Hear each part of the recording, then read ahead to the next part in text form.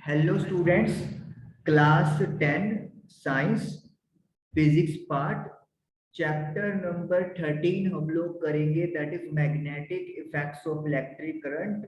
और आज का टॉपिक हमारा है इलेक्ट्रोमैग्नेटिक इंडक्शन। चलिए शुरुआत करते हैं। बुक हम लोगों ने आप लोगों के साथ शेयर कर दी है।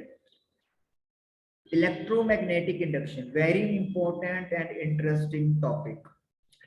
We have studied that when a current carrying conductor is placed in a magnetic field such that direction of current is perpendicular to the magnetic field, it experiences a force.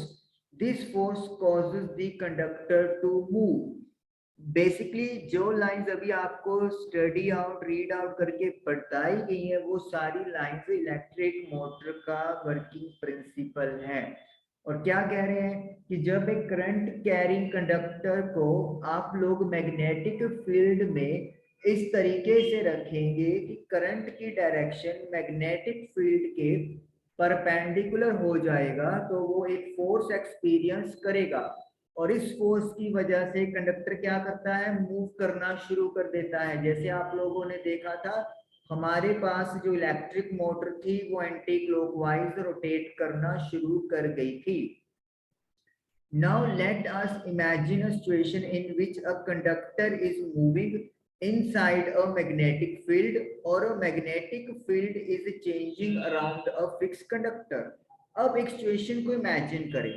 इसमें क्या है, आपके पास एक magnetic field है और उसके अंदर conductor move कर रहा है, या फिर आपके पास एक कंडक्टर फिक्स है लेकिन उसके आसपास का जो मैग्नेटिक फील्ड है वो लगातार चेंज यानी कि बदलता हुआ जा रहा है।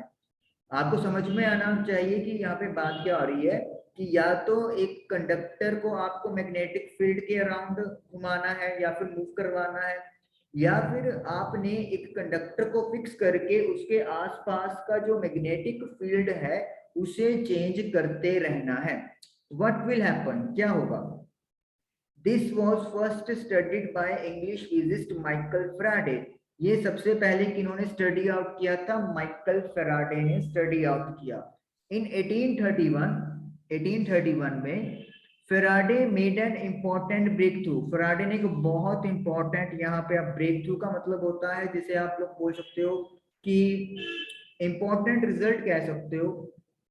बाय डिस्कवर किया how a moving magnet can be used to generate electric current, कि किस तरीके से अगर मैग्नेट मूव कर रही है और वे कैसे मैग्नेटिक फील्ड अगर चेंज हो रहा है तो उसका यूज इलेक्ट्रिक करंट जनरेट करने में कर सकते हैं। टू ऑब्जर्व दिस फैक्ट, इस प्रभाव को देखने के लिए let us perform the following activity, आइए एक एक्टिविटी परफॉर्म करते हैं। 13.8 activity. Take a coil of wire AB having a large number of turns. आपको क्या करना है कि AB लेना है वायर, उसका कॉइल जिसमें बहुत सारी ज्यादा टर्न्स हो। टर्न्स का मतलब क्या होता है, जैसे लाइक दिस, एक टर्न, दो, तीन, चार, पांच, लाइक दिस, जैसे आपने सोलेनॉइड में देखा था। Connect the ends of the coil to a galvanometer as shown in figure. Figure में जैसे दिखाया गया है लाइक दिस, आपको कॉइल के एंड्स गैल्वेनोमीटर से कनेक्ट करने हैं। Take a strong bar magnet and move its north pole towards the end B of the coil. फिर आपने एक स्ट्रॉन्ग बार मैग्नेट लेना है और इसका नॉर्थ पोल कॉइल के बी एंड की तरफ लेकर जाना है। जैसा कि यहाँ पे आप देख सकते हो, बार मैग्नेट का नॉर्थ पोल यहाँ पर बी के एंड पे आ रहा है। Do you find any change in the galvanometer needle? क्या आपको गैल्वेनोमीटर की सुई में कोई चेंज, कोई बदलाव दिखाई देता है? There is momentary deflection in the needle of the galvanometer. Say to the right. Moment, एक पल के लिए आपको देखने को मिलेगा गैल्वेनोमीटर की जो सुई है वो हिल गई है, और मान लो ये किसी डायरेक्शन में हिला, राइट साइड में हिल गया।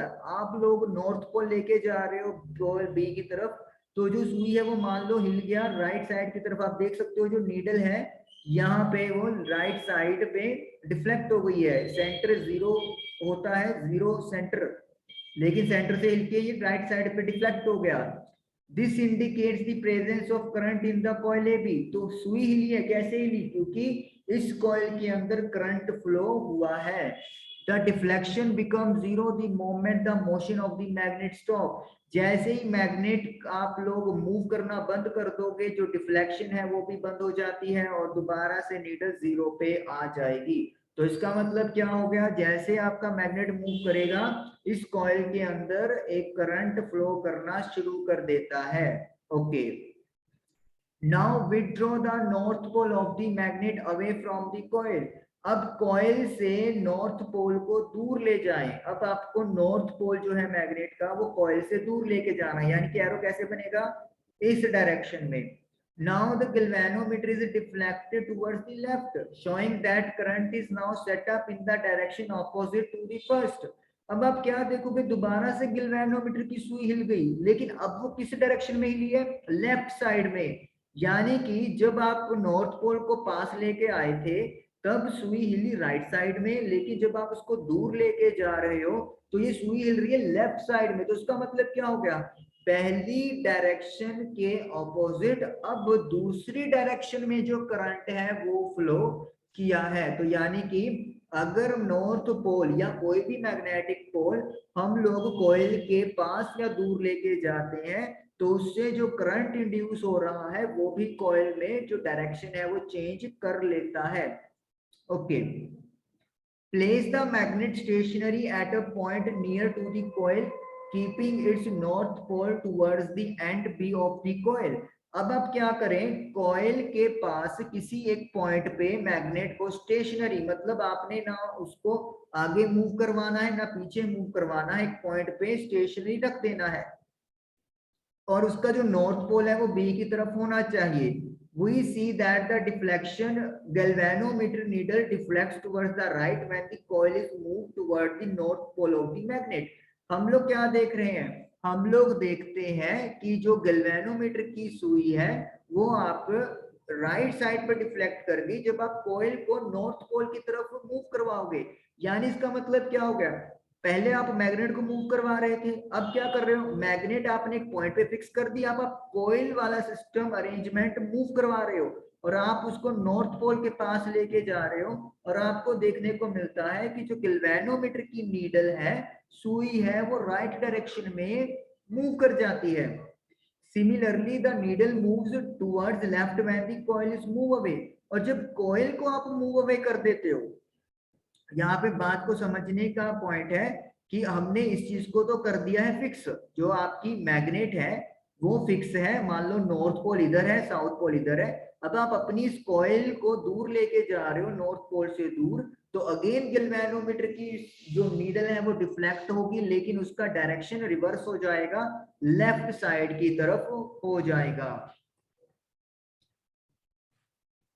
when the coil is kept stationary with respect to magnet। लेकिन जब हम लोग कॉइल को मैग्नेट के विद रिस्पेक्ट स्टेशनरी कर देंगे, मान लो कि दोनों ही रेस्ट पे चले गए, the deflection of the galvanometer drops to zero.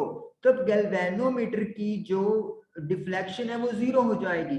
With respect to का मतलब ये है कि अगर मान लो आपका मैग्नेट भी मूव कर रहा है लेकिन कॉइल भी मूव कर रहा है, लेकिन इस तरीके से है कि दोनों का विद रिस्पेक्ट एक दूसरे पे स्टेशनरी आ रहा है, तो हम लोग अगेन देखेंगे कि गैल्वेनोमीटर जीरो डिफ्लेक्शन शो करता है।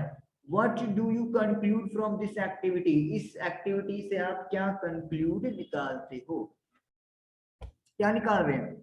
मैग्नेटिक फील्ड बदलता जाएगा, करंट इंड्यूस होता रहेगा। अभी इसमें बात है, दो तीन चीजें करने वाली हैं जो आगे आपको क्लियर होती जाएंगी। Galvanometer is an instrument that can detect the presence of a current in a circuit। Galvanometer एक वो डिवाइस है जो किसी सर्किट में करंट की प्रेजेंस पहचान सकता है, डिटेक्ट कर सकता है। The pointer remains at zero, the centre of the scale for zero current flowing through it.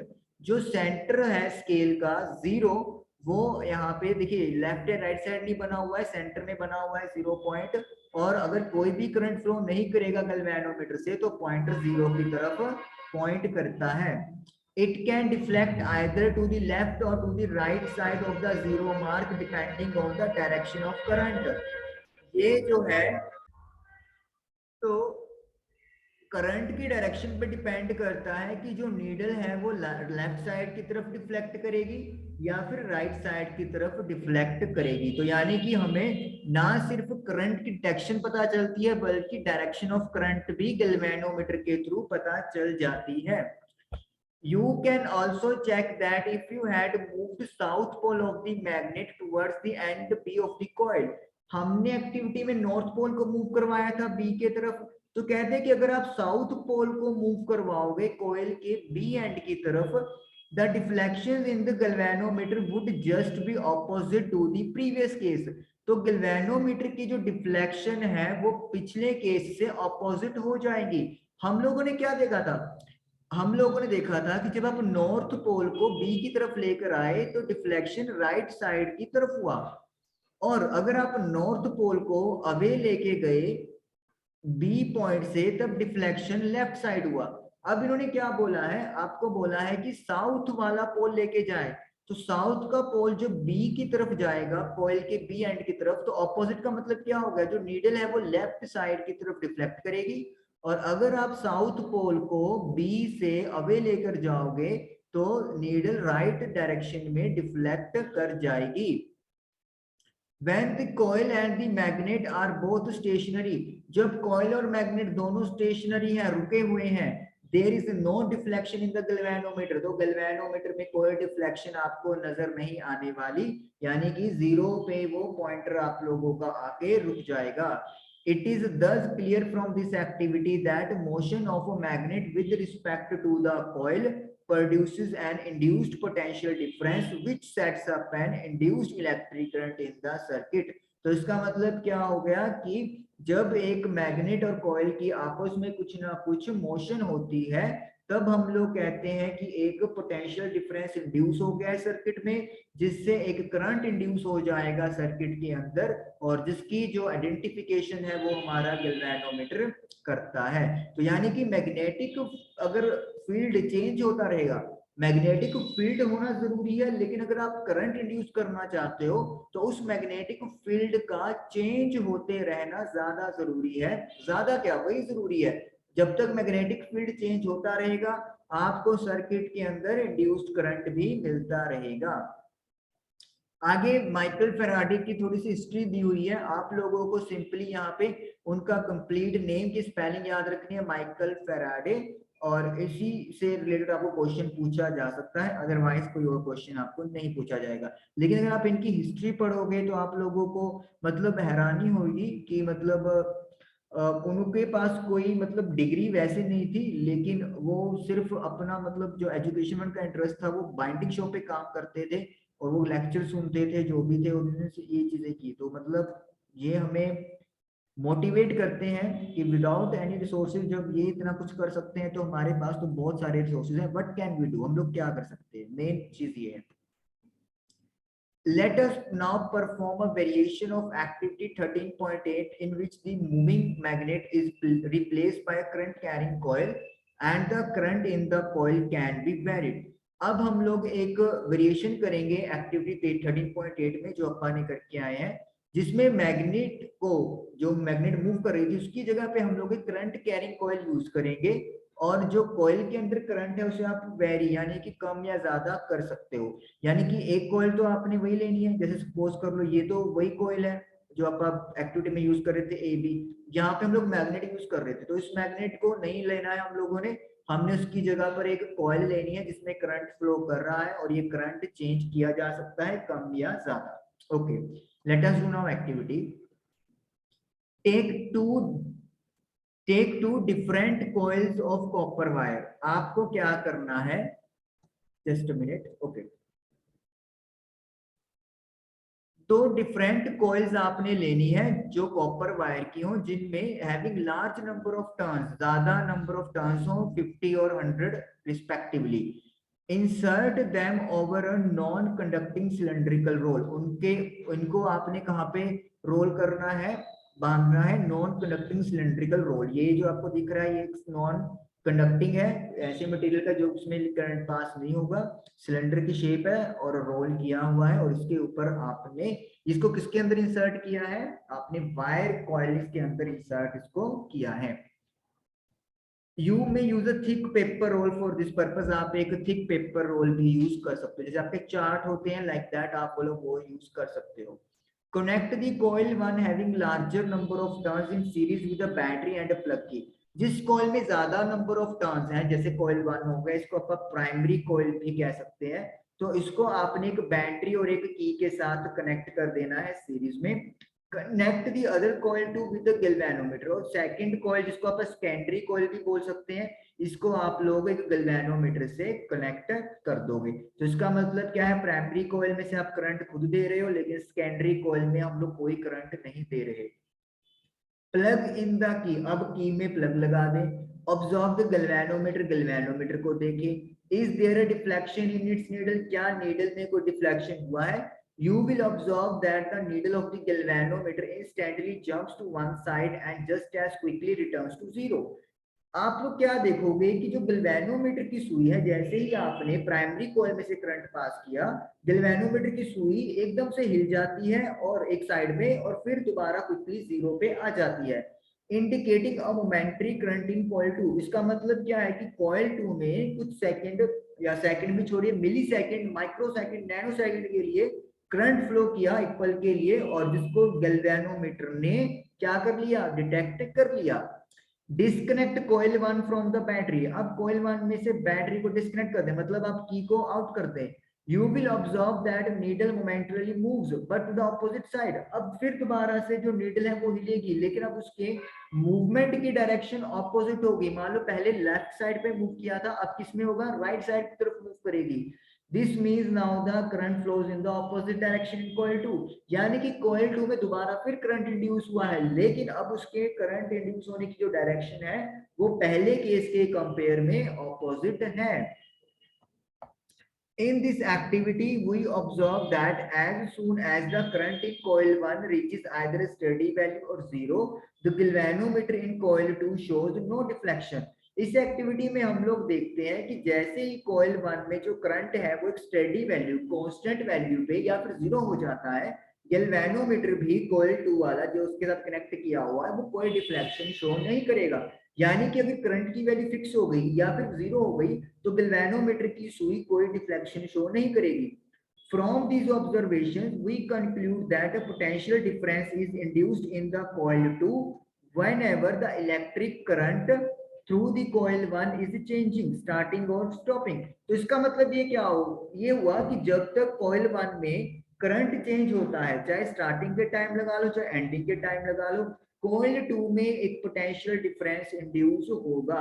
यानी कि जब तक करंट की वैल्यू जीरो से मैक्सिमम या मैक्सिमम से जीरो जाएगा, चेंज होगा, उसी टाइम पे एक पोटेंशियल डिफरेंस सेकंड कॉइल में इंट्रोड्यूस हो जाता है।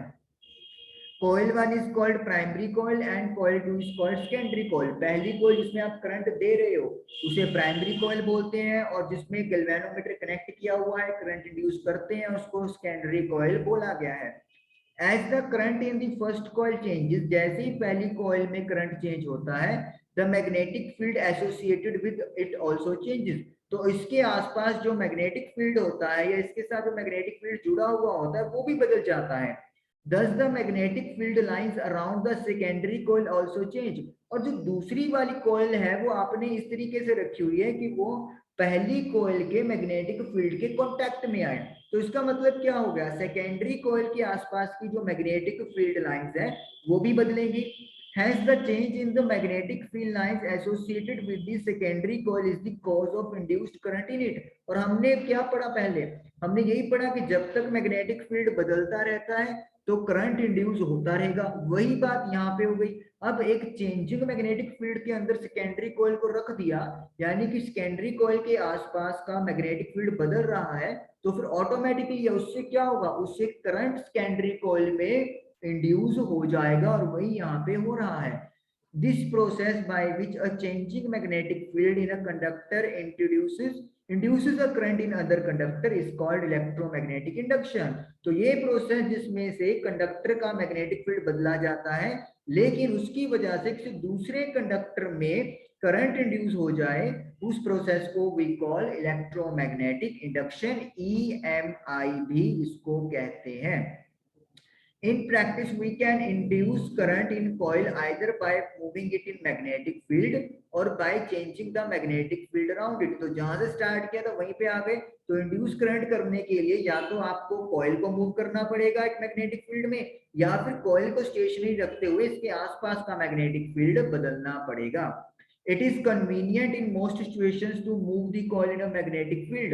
तो कहते हैं ज्यादा आसान चीज क्या है कि आप एक मैग्नेटिक फील्ड के अंदर कॉइल को मूव करवा दें। तो मतलब दोनों को कंपेयर करके जो आसान चीज है वो प्रैक्टिकली हमें बताई जा रही है कि मैग्नेटिक फील्ड के अंदर मैग्नेटिक फील्ड तो फिक्स कर दें और कॉइल को उसके आसपास आप लोग घुमाएं या मूव करवाएं।